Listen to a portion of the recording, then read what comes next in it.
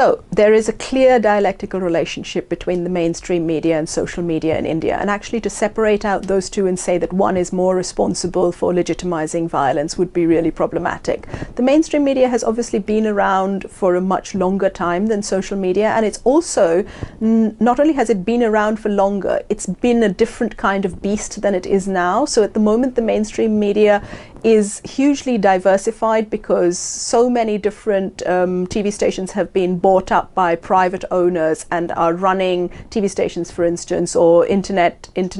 newspapers have been bought up and are being run with very clear ideological interests in mind. And while this was happening for many decades previously under government-controlled media, the diversification happened first within this kind of media. So to have multiple outlets in vernacular languages, in English and in Hindi, in English, and through visuals saying similar things, but all of which are entirely mythological, if you like, which are mythologizing a particular personality in government, or which are vilifying a particular country, a neighboring country, and calling upon people to go to war. The idea that that somehow is less important or less significant than the thousands of WhatsApp groups which are also calling for war, I think is really problematic. And so these two things feed off of each other, and one without the other would be much less likely to cause violence. So if it is just the mainstream media where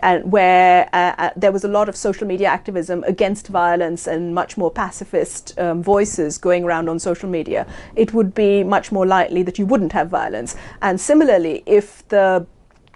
social media was very, very highly strung and was calling for violence, and mainstream media had not created a climate which legitimized and even rewarded those who took part in that kind of violence, it would be very, very unlikely that you'd have such violence taking place.